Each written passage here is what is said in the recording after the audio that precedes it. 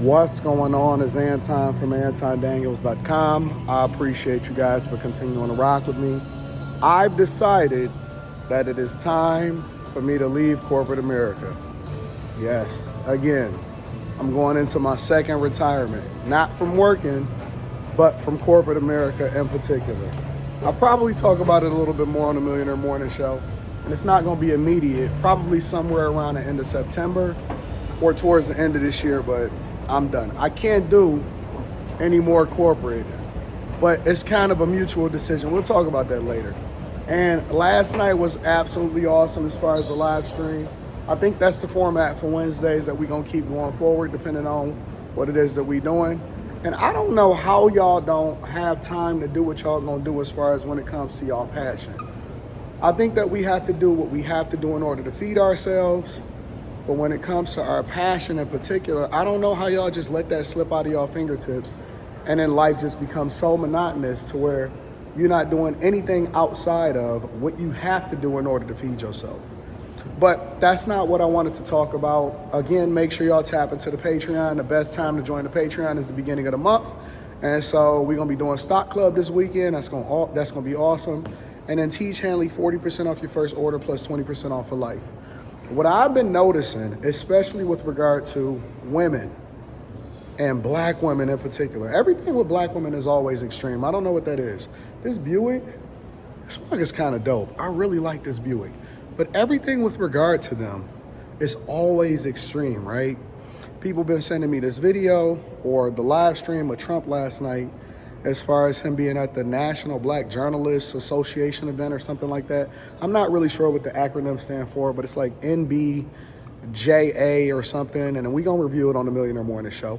I've neglected to watch it on purpose because what I like to do, and we at the General Motors headquarters, this is the Renaissance Center for those of you that's not familiar. So in Detroit, when you come up and then you're riding down Jefferson, as soon as you get at the end of the Lodge Freeway, when you come downtown, what you'll find is that you'll be driving right past General Motors headquarters, which is going to be moving up the street into the new place in the Hudson's building. So I'm not really sure what they're going to do inside of here or what they're going to do with these huge towers or whatever. But we are actually at the headquarters of General Motors. They have a smaller footprint because not as many people is going into work anymore. But I neglected to actually watch the video because I want to review it in real time, but they trying to tell me that they set my guy Trump up. Why would y'all do that? I'm not going to assume. I'm going to watch the video and then we're going to figure it out from there.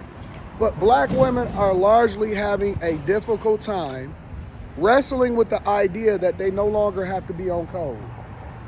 You do not have to be on code when it comes to trying to figure out what you're going to vote for. I never thought it was going to take an election for them to actually try to figure it out, because now the sisterhood is always united for every cause that is not best for them. Meaning that when you think about feminism, as early as feminism, and how they convinced you to join them, and when I say them, I'm talking about white women in particular in this case, how they convinced you to join them in order to try to go against your own households and your own best interests, which then got you flustered, got you messed up. Some people will argue in favor of it and say, well, women can do what they want, they got more rights, they can vote, and then more importantly, they can work some of the same jobs as men. Women have always been able to work. And we've always been in favor of looking out for the ladies because, they're the ones that raise our children.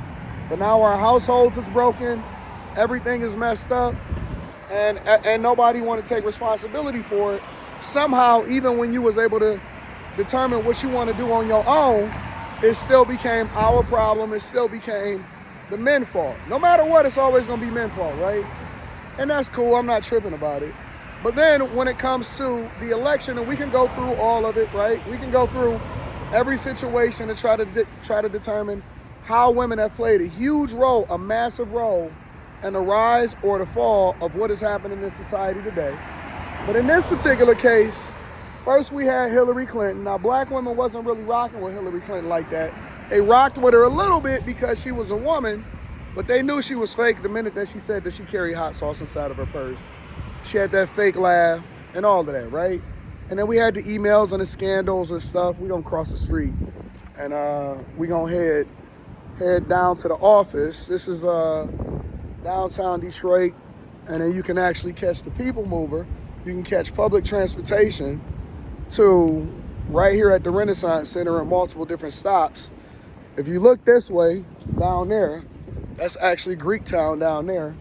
So we could walk to Greektown, but women have played a huge role in how it is that we even shaping our elections today.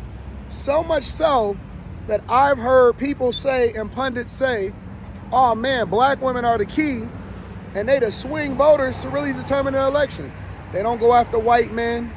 They don't really go after white women. White women have now been recruited by black women in order to vote for Kamala Harris, but they don't really go for any of these people, any of this demographic.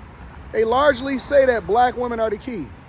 And black women have largely divested themselves from aligning themselves with black men to determine what is going to be in the election, because black men are now becoming more conservative with their vote.